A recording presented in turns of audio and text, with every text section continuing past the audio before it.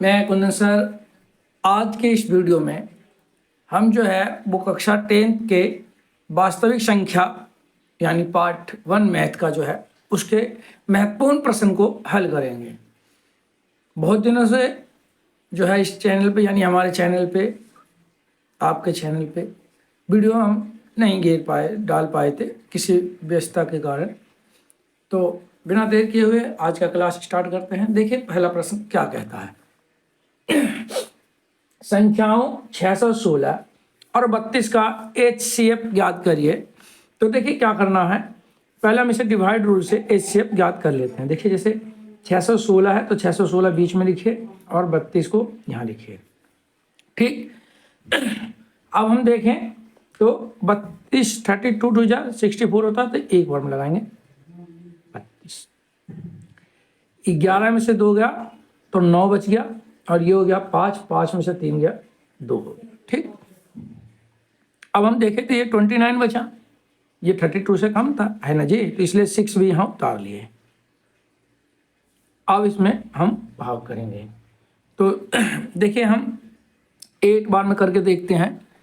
तो जब 8 बार में करके देखेंगे तो क्या आएगा, जो हम ये रफली देख लेते हैं क्योंकि 32 और 8 तो 8 2 जा 16 एक और 8 24 और 1 25, इसमें 32 और जोड़ दीजिए तो 8 8 और 2 यानी यहाँ से जो है ये 9 बार करेंगे तो 32 नंबर क्या हो जाएगा। तो देखिए 9 दूनी 18 हासिल का 1 9 27 और 1 28 यानी कि 288।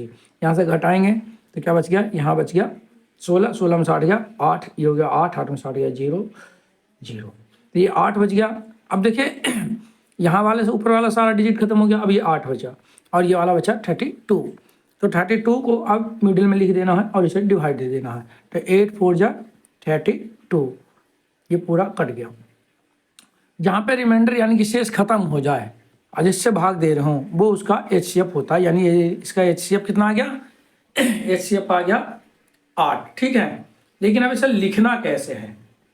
अगर बहुविकल्प प्रश्न में आता है तो इस तरीके से निकाल के केवल इसका 8 जो है हम उसका उत्तर लिख देंगे, और नहीं तो क्या करेंगे, जो देखिए भाई हम यहाँ करेंगे एल्गो थ्योरम का प्रयोग करने पर, लिखेंगे एल्गोरिथम प्रमेय का प्रयोग करने पर क्या करेंगे। अब जो सबसे बड़ा ये है 616,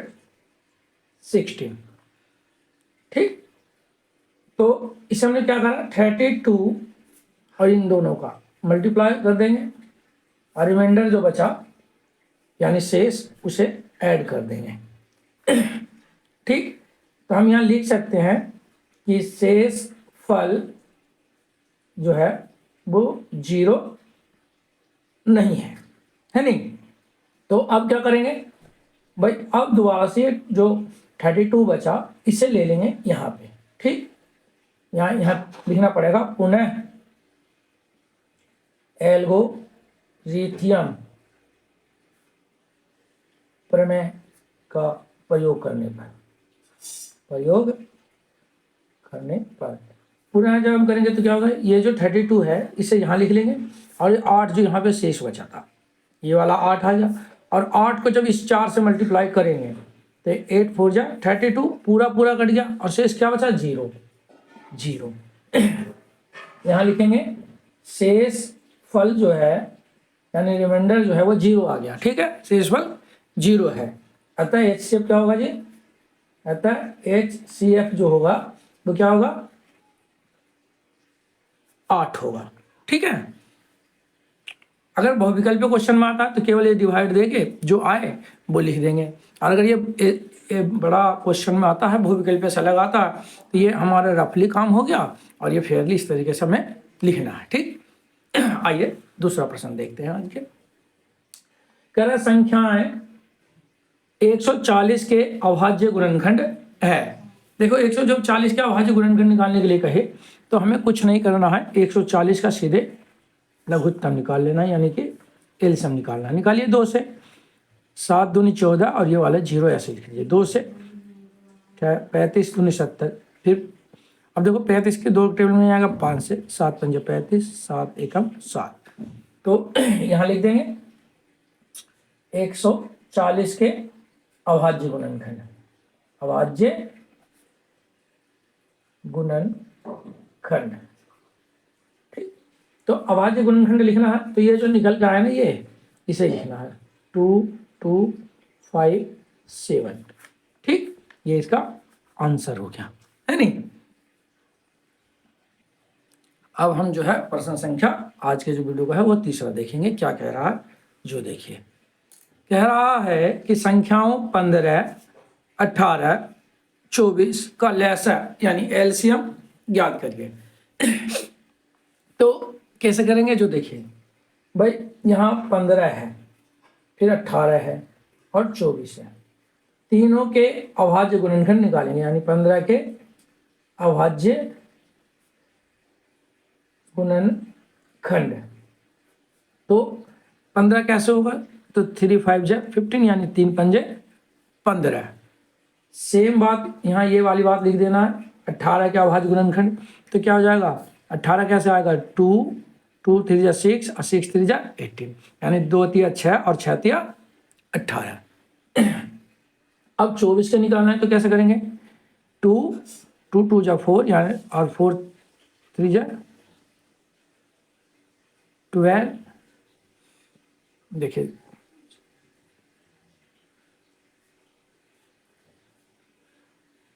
2 2 जा 4, 4 2 जा 8, 8 3 जा 24, यानी कि 2 दूनी 4, दूनी 8 या 24 आ गया। यानी हमने ये 15, 18 और 24 के अभाज्य गुणनखंड लिख लिया है। ठीक, अब हमें एलसीएम निकालना है। तो लसा कैसे लिखा जाएगा, निकलेगा, जो देखिए, जब हमें अब लसा निकालना है तो इसमें जो मिल रहा हो उसे एक बार लिखेंगे, ये नहीं कि अलग अलग लिखेंगे। जैसे 3 3 3 है तो एक बार 3 आ गया। अब ये वाला 3 मैच नहीं कर रहा फिर भी है, तो एक बार ये वाला 3 आ गया। अब ये वाला 2 आ गया एक, ठीक, और ये 2 बचे अलग अलग, तो इसे भी 2 को हम लिख लेते हैं। ठीक, और एक बचा ये 5 ये। अब इसे हम क्या करेंगे, सबका मल्टीप्लाई यानी कि गुना कर देते हैं। 3 तिया 9, 9 दूनी 18, 18 दूनी 36 और 36 दूनी 72। अब 72 बन जाए, भाई इतना बड़ा गुना याद नहीं है तो 72 में 5 से गुना कर दो। 5 दूनी 10, हासिल का 1, 7 पंजे 35 और 1 36, यानी 360।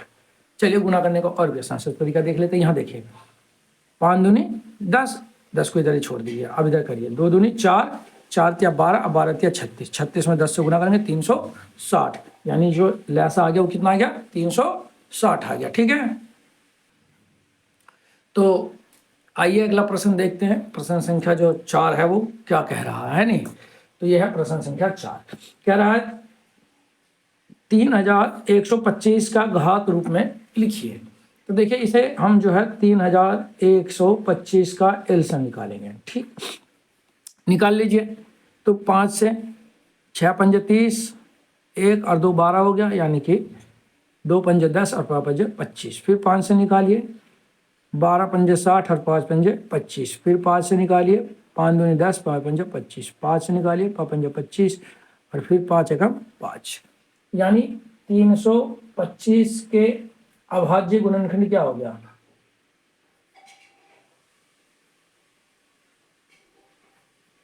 तो इसका अभाज्य गुणनखंड हो गया भैया 5 5 5, 1 2 3 4 5 और 5 लिखना है। ठीक है, तो ये लिख दिए।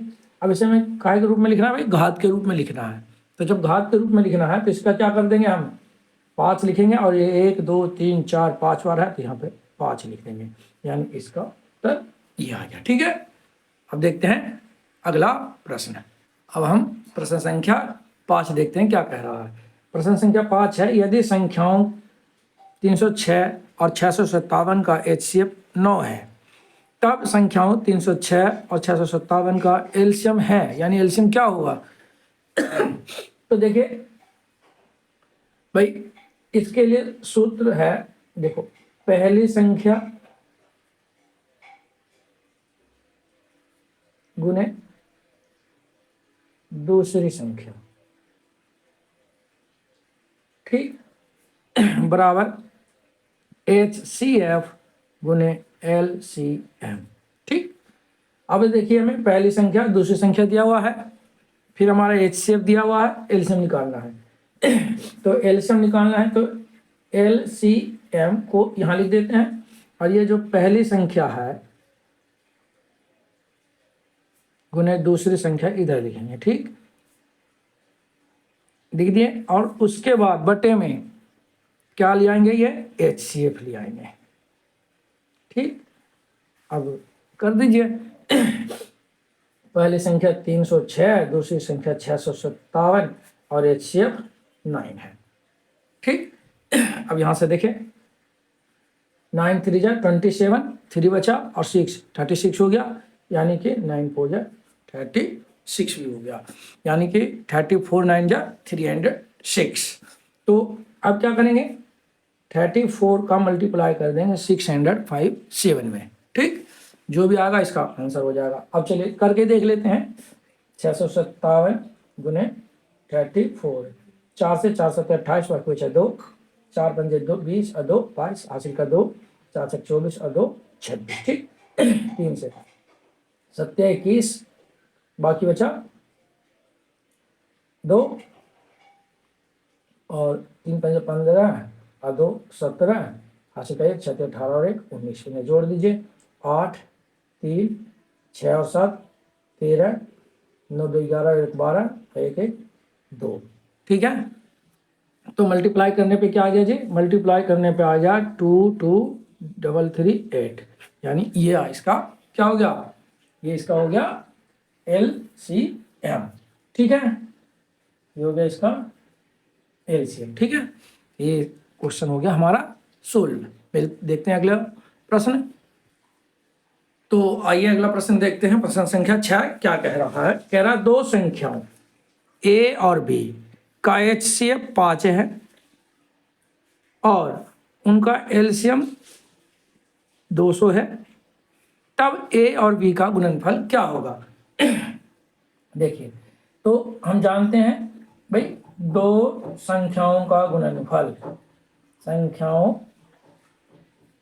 का गुणनफल बराबर HCF गुने LCM, ठीक। तो हमारा दो संख्या क्या है, A और B है, यानी A B का गुणनफल क्या हो गया, तो 5 × 200, यानी कि कितना हो गया 5, 200 का 5 का टेबल पढ़ेंगे तो 1000, यानी कि 500 का टेबल जब 200 और पढ़ेंगे तो कितना हो जाएगा 1000, यानी AB का जो गुना करने पे आया वो कितना आ गया जी 1000 आ गया, और इसका जो सही उत्तर है वो क्या है 1000 है। चलिए तो अगला प्रश्न देखते हैं। आइए तो प्रश्न संख्या 7 देखते हैं क्या कह रहा है। प्रश्न संख्या 7 कह रहा है कि दिया है में से 99 और 153, यानी 53 का जो मैसा है वो 9 है, तो लैसा है, यानी लैसा क्या होगा ये ज्ञात करना है। तो भाई हम जानते हैं पहली संख्या गुने दूसरी संख्या बराबर HCF गुने LCM, ठीक। तो हमें LCM निकालना है, तो यहाँ पे LCM लिख लेंगे बराबर पहली संख्या गुने दूसरी संख्या, ठीक है, बटे HCF, ठीक है। अब देखिए हमारा पहली संख्या क्या है जी, तो 99 है, दूसरी संख्या 153 और HCF है 9, ठीक। तो 11 9 जा 99, 11 9 99।